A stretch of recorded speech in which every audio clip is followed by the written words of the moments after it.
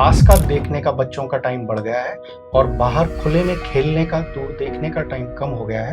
वो धीरे-धीरे मायोपिया को धीरे-धीरे बढ़ा रहा है। बच्चों में इससे एलर्जी है, इरिटेशन है, उसकी प्रॉब्लम्स बहुत ज़्यादा बढ़ जाती हैं। अगर कोई दिक्कत होने पर भी हम लेंस को लगातार लगाते रहेंगे तो उसमें बहुत बड़ी खराबी हो सकती है। बच्चा टीवी पास से जाकर देखता है तो लोग उसको डांटते हैं कि पास से देख रहा है, आँख खराब हो जाएगी, जबकि ज़्यादातर ये उल्टा है, उसको दूर से दिखाई नहीं दे रहा। नमस्कार, यूनिक समय पॉडकास्ट में आप सभी का बहुत बहुत स्वागत और अभिनंदन है।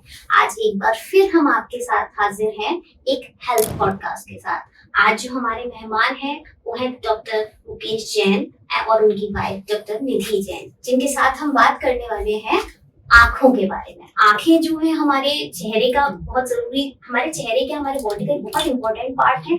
ऐसे में अगर थोड़ा सा भी उनको कुछ होता है तो बहुत समस्या होती है। तो ऐसे में आज हम जानेंगे, डॉक्टर्स से जानेंगे कि आंखों की देखभाल कैसे करें, कौन सी गलतियां हैं जो आमतौर पर हम करते हैं और कौन कौन सी सावधानी बरतते हुए हम किन किन बीमारियों से बच सकते हैं। चलिए मिलते हैं doctor Mukesh Jain and doctor Nidhi Jain से।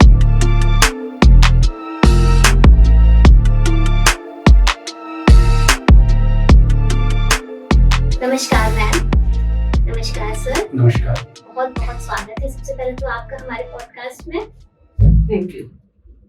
टाइम वेस्ट किए बिना शुरू करते हैं। मैं सबसे पहले सर आपसे ये पूछना चाहूंगी, जैसे हम आमतौर पर अब देख रहे हैं कि आंखें कमजोर होना आजकल बहुत कॉमन हो गया। जैसे आज से थोड़े समय पहले हम जाते हैं तो हम देखते थे, स्कूल में बात करें तो स्कूल में 2-3 बच्चों के चश्मा होता था, लेकिन अब हम देखते हैं कि कुछ बच्चों के चश्मा नहीं होता, बाकी सबके चश्मा होता है। तो ये इतनी तीव्रता से जो आंखें खराब हो रही है, इसका मेन कारण आपके हिसाब से क्या है?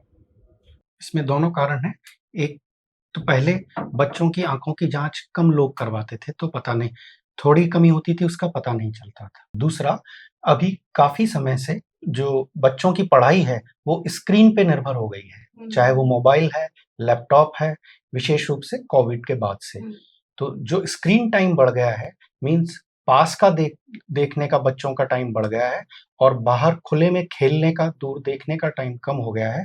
वो धीरे-धीरे मायोपिया को धीरे-धीरे बढ़ा रहा है और ज़्यादा बच्चों में बढ़ा रहा है। तो ये आने वाले टाइम में बच्चों के चश्मे बढ़ते जाएंगे। स्क्रीन टाइम इसका अच्छा खासा एक रीजन है कि जो स्क्रीन टाइम बढ़ रहा है। तो मेरे को एक ये लगता है कि बच्चों का एक अगर हम हटा भी दें तो बड़े लोग भी ऐसे लोग हैं जो दिन भर ऑफिस में काम करते हैं, उनकी मजबूरी है स्क्रीन के सामने काम करना।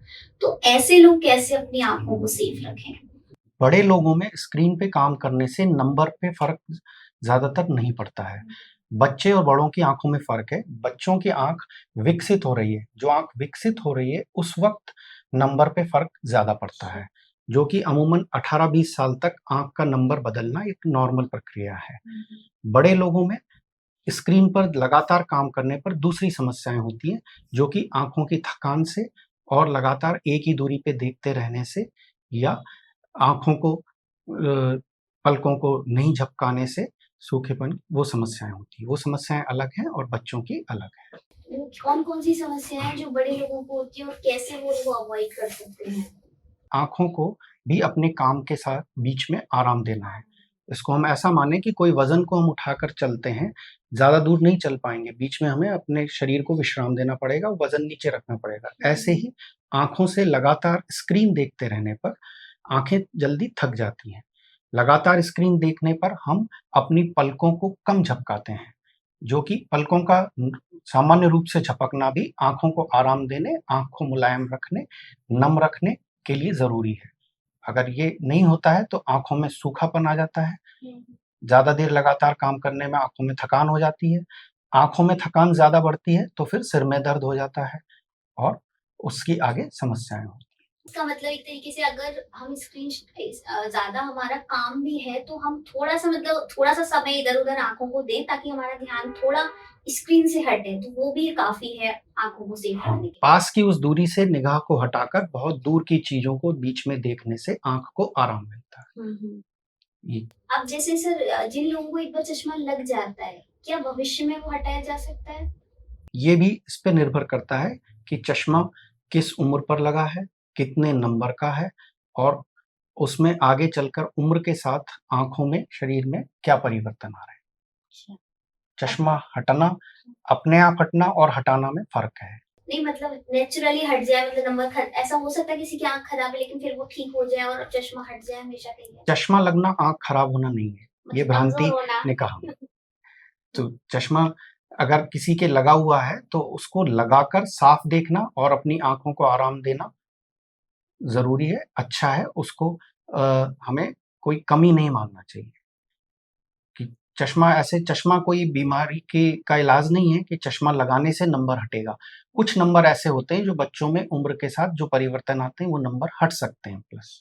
कुछ नंबर ऐसे होते हैं जो उम्र के साथ आगे बढ़ सकते हैं। जो भी परिवर्तन है नियमित रूप से जाँच करवाकर उस नंबर का चश्मा हमें लगाना चाहिए और अपने आप नहीं हटाना है, नेत्र चिकित्सक की सलाह पर ही अगर ज़रूरत नहीं है तो हटाना चाहिए। सर जैसे हेल्दी फूड और या अनहेल्दी फूड आँखों को किस प्रकार प्रभावित कर सकते हैं, मैम आप बताइए? हेल्दी फूड और अनहेल्दी फूड दोनों ही मतलब किस तरह से प्रभावित करते हैं आँखों को? आँख भी हमारी बॉडी का एक पार्ट है। तो जैसे सारे न्यूट्रिएंट्स हमें फूड से ही मिलते हैं, तो वो सारे न्यूट्रिएंट जैसे बॉडी के लिए ज़रूरी हैं, वैसे ही आँख के लिए भी ज़रूरी है और आँख हमारे शरीर का सबसे महत्वपूर्ण अंग है, क्योंकि वो हमें रोशनी प्रदान करता है। तो इसलिए आजकल मैं बहुत सारा देख रही हूँ कि बच्चे सब्जियाँ बिल्कुल नहीं खाते हैं। मोस्ट ऑफ द पेरेंट्स की यही कंप्लेन रहती है कि सब्ज़ी नहीं खाते हैं। मैं उनसे हाथ जोड़ के रिक्वेस्ट कर रही हूँ, कृपया आप उनकी आदत अभी से डालें। सब्ज़ी दीजिए उनको, फ्रूट्स दीजिए, डेयरी प्रोडक्ट्स सब्जियाँ दीजिए, फल दीजिए। दूध से बनने वाले सारे प्रोडक्ट्स बहुत अच्छे से उनको खिलाइए, क्योंकि जो आज ये बच्चे आदत डालेंगे, वो ही कल जाके ये सब चीज़ें खाएँगे। अगर आपने आज उनकी आदत नहीं डाली, आज आपने उनको फ़ास्ट फ़ूड की तरफ अ, वो ज़्यादा आकर्षित रहते हैं, अगर उसी तरफ रखा आपने, तो आगे चल के भी उनकी ये हैबिट नहीं डल पाएगी और कहीं न कहीं इन सब जो शरीर के लिए पोषक तत्व हैं और जो आँख के लिए भी पोषक तत्व हैं, उनकी कमी बनी ही रहेगी और वो अल्टीमेटली जाके हमारी आँखों को और शरीर को नुकसान ही देती रहेगी। तो इसलिए मेरा निवेदन है कि वो बच्चों को शुरुआत में ही आदत डालें। स्पेशली पत्ते वाली सब्जियाँ बहुत ज़्यादा अच्छी हैं, पालक है, चौलाई है, मेथी है, ये सब सब्जियाँ खानी चाहिए। बाकी भी हरी सब्जियाँ हैं, सारे पीले फल हैं और डेयरी प्रोडक्ट्स हैं, ये सब अच्छे से खाना चाहिए बच्चों को। ये अच्छे रहने चाहिए, ये अच्छी बात है। अब जैसे मैम एक चीज़ हम आमतौर पर देख रहे हैं, दिवाली आने वाली है। दिवाली में पटाखे नेचुरल सी बात है, कितना भी बैन हो जाए हर बार फूटते हैं। उसके बाद अब हम देखते हैं कि धुंध टाइप का हो जाता है पूरे वातावरण में। तो वो धुंध आँखों के लिए कितना नुकसानदायक है, या पटाखों से निकलने वाला जो धुआँ है, वो आँखों के लिए कितना नुकसानदायक है? बिल्कुल आपने सही कहा। धुंध जो है पटाखों से निकलने वाली, क्योंकि वो सारे केमिकल हैं जो वातावरण में फैल जाते हैं और क्योंकि मौसम भी ऐसा है, तो ये जो वातावरण है लंबे समय तक दूषित रहता है उसकी वजह से। तो बच्चों में इससे एलर्जी है, इरिटेशन है, उसकी प्रॉब्लम्स बहुत ज़्यादा बढ़ जाती हैं दिवाली और दिवाली के आस-पास वाले मौसम में। क्योंकि वो पटाखे का धुआँ जो है वो किसी न किसी फॉर्म में जो केमिकल है, आँख में इरिटेशन और एलर्जी, ये दोनों इसमें बच्चा बार-बार बोलेगा कि मुझे कुछ चुभन जैसी हो रही है, कुछ लालामी हो रही है, कुछ पानी आ रहा है आँख से। कभी-कभी बहुत ज़्यादा रगड़ने के बाद वो कहता है मुझे अभी धुंधला भी दिखाई दे रहा है। तो ये सब प्रॉब्लम्स बच्चों को आती हैं इसलिए। एक मैम ऐसा और होता है, वो कॉइल का जो धुआं रहता है, वो भी नुकसान करता है? जी हाँ। धुआँ किसी भी फॉर्म में है तो वो आँखों को नुकसान ही करता है। आजकल वो बहुत चलते हैं कॉन्टैक्ट लेंस, चश्मे की जगह लोग उनका प्रयोग करते हैं। तो क्या वो चश्मे की तरह बेहतर है, या वो नहीं यूज़ होने चाहिए? नहीं, कॉन्टैक्ट लेंस अगर सही तरीके से लगाना और उनकी केयर करना सीख कर लगाते हैं तो सेफ है, लगा सकते हैं। जो भी लोग ये चाहते हैं कि उनका चश्मा उन लोगों को दिखे नहीं चश्मा लग रहा है और उन्हें भी साफ दिखता रहे, कॉन्टैक्ट लेंस लगा सकते हैं। कुछ प्रोफ़ेशन ऐसे हैं जहाँ पर चश्मा नहीं लगा पाते हैं, वो लगा सकते हैं। और कुछ आँखों के नंबर ऐसे हैं जिनमें कॉन्टैक्ट लेंस लगाने से आपको ज़्यादा अच्छा दिखता है, अपना काम ज़्यादा अच्छे से कर सकते हैं, या दोनों आँखों के नंबर में फ़र्क होता है, उसको उस कमी को भी थोड़ा दूर करने के लिए कॉन्टैक्ट लेंस लगा सकते हैं। तो कॉन्टैक्ट लेंस सेफ़ चीज़ है, अगर हम उनके सावधानियों सावधानियां बराबर बरतें और उसमें लापरवाही ना करें। सबसे बड़ी सावधानी जो है, कॉन्टैक्ट लेंस चूंकि आंख के तारे के ऊपर लगता है, तो सफाई की ही है। उसका सॉल्यूशन टाइम से बदलना, उसको साफ करके रखना, साफ करके लगाना। कोई भी प्रॉब्लम होने पर, कोई भी आंख में परेशानी, चुभन, लालामी, कीचड़ होने पर कॉन्टैक्ट लेंस सबसे पहले रोक कर नेत्र चिकित्सक से सलाह लेना। अब अगर कोई दिक्कत होने पर भी हम लेंस को लगातार लगाते रहेंगे तो उसमें बहुत बड़ी खराबी हो सकती है, आंख के पुतली या कॉर्निया के ऊपर घाव तक हो सकते हैं। तो असावधानी ही उस जो लोग सावधानी पूरी तरह से नहीं रख सकते हैं, उनके लिए कॉन्टैक्ट लेंस एडवाइजेबल नहीं है, अदरवाइज कॉन्टैक्ट लेंस लगाना सेफ है। आजकल सर एक वो और चल रहा है, जैसे शादी वगैरह में गर्ल्स कलरफुल लेंस लगाती हैं, नीली आंखों के, ग्रे आंखों के, वो ठीक रहते हैं आंखों के लिए? उन लेंस में और इन लेंस में ऐसा कोई अलग विशेष फर्क नहीं है। वो भी कॉन्टैक्ट लेंस ही है, सिर्फ वो मैचिंग के कपड़ों से या मेकअप से मैचिंग करते हुए उस कलर के लेंस लगा लेते हैं। तो और या परफॉर्मर्स जो अपने स्टेज प्रोग्राम, टीवी प्रोग्राम, उनके लिए लगा लेते हैं, उसमें कोई दिक्कत नहीं है। पर उसमें मैं एक बात ज़रूर कहना चाहूँगी, वो लोग लगाते तो हैं, पर क्योंकि ना जैसे शादी में लगाया, तो शादी में उन्होंने ओवरनाइट पूरा लगा के रखते हैं और उसको टाइम से नहीं हटाया। तो उसके बाद कई बार ये प्रॉब्लम्स आ जाती हैं कि ओवर वियरिंग, ज़्यादा टाइम उसको पहनने के बाद आँख में जख्म होना या दर्द होना या उससे होने वाली हानियाँ होती हैं। आपके चैनल के थ्रू रिक्वेस्ट है कि आप जितना आपको बताया गया है कि जितने टाइम के बाद उस कॉन्टैक्ट लेंस को निकालना है, आप उसको निकाल दीजिए। आपका अभी कोई प्रोग्राम चल रहा है, तो आप उसको जितना हमारा प्रेस्क्राइब टाइम है, उससे ज़्यादा टाइम तक आप लगा के रखते हैं, तो उसकी वजह से आँख को नुकसान होता है। तो कई पेशेंट्स ऐसे भी आते हैं, जिन्होंने लॉन्ग वियरिंग के बाद उनको आँख में डैमेज के चांसेस रहते हैं, दिखाने के लिए। नींद का आंखों पे इफेक्ट पड़ता है? 100% हमारी जो हम दिन में जितनी भी एक्टिविटी कर रहे हैं, अ, उसके लिए हमें एनर्जी कहाँ से मिलेगी? जब हम एक भरपूर नींद लेते हैं, तो हमारी पूरी बॉडी रिलैक्स होती है और जो बेसिक जितनी मिनिमम हमें एक्टिविटी चाहिए, वो हमारी बॉडी की चलती रहती है। वो ही जो एनर्जी है, हमें रिजुविनेट करती है कि हम अगले दिन फिर अपना पूरा काम कर सकें। अगर मैं इसको आँखों के संदर्भ में कहूँ, तो आजकल के टाइम में बहुत ज़्यादा ज़रूरी हो गया है, क्योंकि आजकल जो है स्क्रीन टाइम अधिकतर प्रोफ़ेशन में बहुत ज़्यादा बढ़ गया है। तो अधिकतर लोगों की आई की मसल्स का ऑलरेडी स्ट्रेन रहता है। दूसरा, ड्राइनेस की प्रॉब्लम बहुत ज़्यादा हो गई है पहले के कंपैरिज़न में। तो इसलिए भरपूर नींद लेना इन लोगों के लिए और भी ज़्यादा ज़रूरी है। कई लोगों को मैम वैसी समस्या भी रहती है कि उनकी आंखों से हमेशा चिपचिपा पदार्थ टाइप टाइप का निकलता है, वो क्या प्रॉब्लम होती है? चिपचिपा पदार्थ दोनों वजह से हो सकता है। अगर ड्राइनेस है, तो भी वो चिपचिपापन हल्का-सा आँख में रहता है, तो हम उनको उससे संबंधित कुछ दवाइयाँ, ड्रॉप्स वगैरह डालने के लिए बोलते हैं और थोड़ा-सा लाइफ़स्टाइल में चेंज करने के लिए बोलते हैं। और कभी-कभी चिपचिपापन जो है, वो आँख में इन्फेक्शन की वजह से भी हो सकता है। तो अगर इन्फेक्शन की वजह से है, तो उसके लिए एंटीबायोटिक्स वगैरह हम प्रिस्क्राइब करते हैं। गुलाब जल वगैरह कई लोग आंखों में डालते हैं आंखों की सफाई के उद्देश्य से, क्या वो सही है? मैं इस संदर्भ में ये कहना चाहूँगी क्योंकि हमारी जो आँख की जितनी भी तकलीफ़ है, हमारे जो दवाइयाँ हैं वो उस हिसाब से बनी हुई हैं। अगर इन्फेक्शन है तो एंटीबायोटिक हम दे रहे हैं, अगर स्वेलिंग है तो हम उसके लिए दूसरी दवाई दे रहे हैं। कोई भी एक कॉमन दवाई नहीं है ऐसी जिसको हम सभी बीमारियों में दे पाएँ। तो इसलिए और दूसरा दूसरी चीज़, जितनी भी हमारी दवाइयाँ होती हैं या ड्रॉप्स होती हैं, वो सारी प्रॉपर्ली स्टरलाइज़्ड भी होती हैं, आँख में डालने से पहले, और हम कहते हैं कि इतने नियमित समय तक आप काम में लेने के बाद फिर हम इसको काम में नहीं लेते। पर ये सब चीज़ों की ऑथेंटिसिटी हम उसके लिए गुलाब जल के लिए नहीं कह सकते हैं। जो बनाने का इसलिए तरीका है, उसमें इन्फेक्शन कोई भी दवाई में ना हो, उन सब चीज़ों का स्टैंडर्ड तरीके से ध्यान रखा जाता है। जो हम वैसे ही गुलाब जल या कोई भी सॉल्यूशन डाल लेते हैं, वो अगर उस तरीके से नहीं बना हुआ है, तो इन्फेक्शन होने के चांस होते हैं।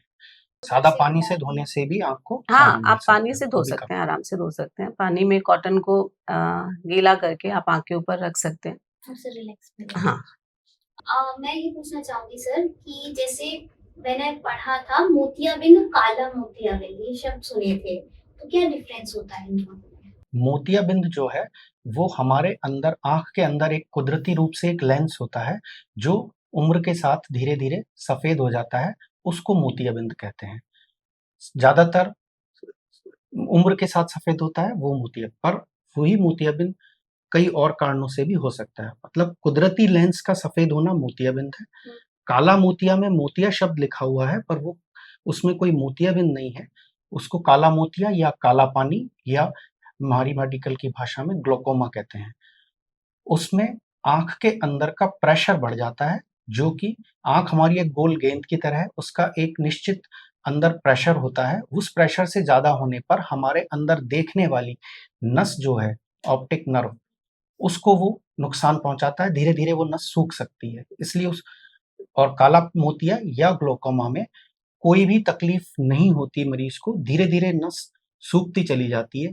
उसको बहुत मीन्स 90% से भी ज़्यादा नुकसान हो जाए तो कई लोगों को पता नहीं चलता कि उनकी नज़र कम हो रही है। इसलिए उसको काला पानी या काला मोतिया मतलब आपके पास अगर पेशेंट्स आते होंगे तो तब तक वो काफ़ी हद तक नहीं, जो लोग अपनी नियमित जाँच कराते हैं या जो हम नियमित जाँच कर रहे हैं मरीज़ की, उस वक़्त आँख का प्रेशर और अन्य जाँचें कर लेते हैं, तो पता चल जाता है। ज़्यादातर आँखों को उससे होने वाले नुकसान से बचाया जा सकता है। यही हम लापरवाही करते हैं आमतौर पर। वैसे ऐसा होना चाहिए, आँखों की ही टेस्ट नहीं, बल्कि हमें वर्ष में एक बार अपने बॉडी के सारे टेस्ट कराने चाहिए। बिना किसी तकलीफ के भी जाँच करानी चाहिए, जिससे कुछ तकलीफ या कुछ आगे होने वाली बीमारी का पता चल जाए। उसी में सबसे महत्वपूर्ण आँख में ये काला पानी या काला मोतिया है, जो जाँच के दौरान ही पता चल सकता है। ये किसी भी उम्र पे हो सकता है, पर बढ़ती हुई उम्र के साथ ज़्यादा होने की संभावना होती है, इसलिए अमूमन 40 साल की उम्र के बाद तो निश्चित रूप से नियमित ये दोनों ही चीज़ जो मोतियाबिंद है या काला पानी, काला मोतिया है, ये जन्म से भी हो सकते हैं, बच्चों में भी हो सकते हैं,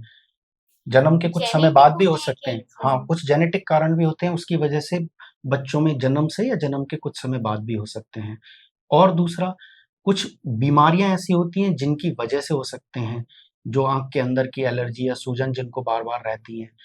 कुछ चोटें हैं, उनकी वजह से हो सकते हैं। ये अन्य कारण हैं, जो कि काला पानी या काला या सफ़ेद मोतिया दोनों कर सकती हैं। चोट अगर जैसे किसी छोटे बच्चे में, जैसे आपने कहा किसी छोटे बच्चे में भी होते हैं, तो उनका घर वाले कैसे पकड़ में आता है? अगर कोई भी चीज़ सामान्य नहीं लग रही है, तो जाँच कराने पर डॉक्टर उसका जाँच करके पता लगा सकते हैं। जैसे बच्चा है, बच्चा आपका किसी चीज़ को आप स्क्रीन आपका सामने रखा है, बहुत ज़्यादा पास जाके देख रहा है, या उसकी बच्चे जो दोनों आँखों से सीधा नहीं देख रहा है, एक आँख उसकी तिरछी जा रही है, या अपने सराउंडिंग में आस-पास की जो चीज़ें हैं, उसमें वो कोई इंटरेस्ट नहीं ले रहा है, या जैसे कहीं कोई बच्चे के लिए कोई अट्रैक्टिव ऑब्जेक्ट है या कोई चीज़ है, वो उसकी तरफ नहीं देख रहा है। तो इन सब चीज़ों से मदर को, पेरेंट्स को या उसके पास रहने वाले लोगों को अंदाज़ लग जाता है कि बच्चा जिसको जिस चीज़ पे रिएक्ट करना चाहिए था, देखना चाहिए था, वो नहीं देख रहा है, तो शायद कुछ कमी है। या कभी-कभी बच्चे टीवी बहुत ज़्यादा पास जाके देखते हैं, तो भी पेरेंट्स हमारे पास लेके आते हैं कि आप देखिए। सामान्य तौर पर बच्चा टीवी पास से जाकर देखता है, तो लोग उसको डाँटते हैं कि पास से देख रहा है, आँख खराब हो जाएगी। जबकि ज़्यादातर ये उल्टा है, उसको दूर से दिखाई नहीं दे रहा, इसलिए वो पास में जा रहा है, उसकी आँख की जाँच होना ज़रूरी है। वही जो पेरेंट्स पकड़ लेते हैं इस चीज़ को, वो जल्दी पकड़ में आ जाता है, और अगर नहीं पकड़ पाते तो चीज़ें बढ़ भी सकती हैं।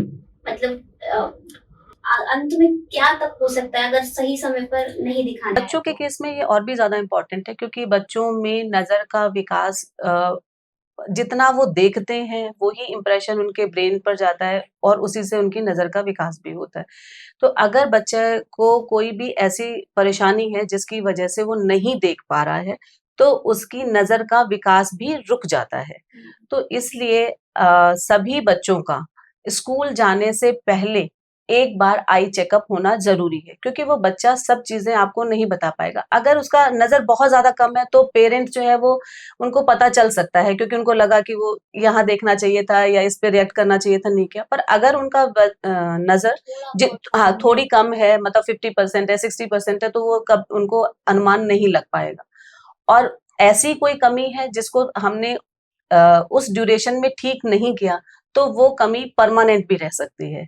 तो इसलिए स्कूल जाने से पहले 3-4 साल की उम्र में बच्चों का एक बार आई चेकअप होना बहुत ज़रूरी है। बिल्कुल। इन बीमारियों के अतिरिक्त में और कौन-कौन सी बीमारी है जो बच्चों में या बड़ों में दोनों में हो सकती है आँखों से रिलेटेड? बच्चों में जो है एलर्जी बहुत ज़्यादा कॉमन है। दूसरा नज़र की, चाहे दूर दृष्टि दोष या नियर दृष्टि दोष, ये बहुत ज़्यादा कॉमन है बच्चों में। दूसरा स्क्रीन टाइम बढ़ने की वजह से बच्चों में आई का स्ट्रेन, ये सब चीज़ें बहुत कॉमन हैं। अगर मैं बड़ों की बात करूँ तो क्योंकि बड़ों में जो हमारे शरीर की बीमारियाँ होती हैं, उसका भी असर हमारी आँखों पे आने लगता है। इसमें सबसे ज़्यादा कॉमन जो है वो है डायबिटीज़। तो डायबिटीज़ का असर जो है सर्टेन टाइम के बाद आँखों में आने लगता है। डायबिटीज़ हो गया, ब्लड प्रेशर हो गया, तो इस सब चीज़ों की हमें नियमित जाँच करानी चाहिए। जैसे सबसे ज़्यादा इसमें महत्वपूर्ण है डायबिटीज़ वाले मरीजों के लिए।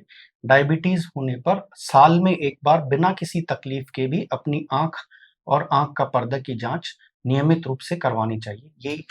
ये जैसे हम शुगर कंट्रोल रखते हैं, शुगर चेक कराते हैं, खून की दूसरी जाँच कराते हैं डायबिटीज़ में, उसी तरह से आँख की भी जाँच नियमित रूप से करने पर उससे होने वाले नुकसान से बचा जा सकता है, या अगर नसों को नुकसान हो रहा है तो समय रहते उनका इलाज किया जा सकता है। इसी तरह से जिन बच्चों का या बड़ों का चश्मे का बहुत हाई नंबर है, उनको भी अपने आँखों के पर्दों की नियमित जाँच करानी चाहिए, जिससे उनके पर्दों में होने वाली उन कमियों को समय रहते पकड़ा जा सके और इलाज किया जा सके।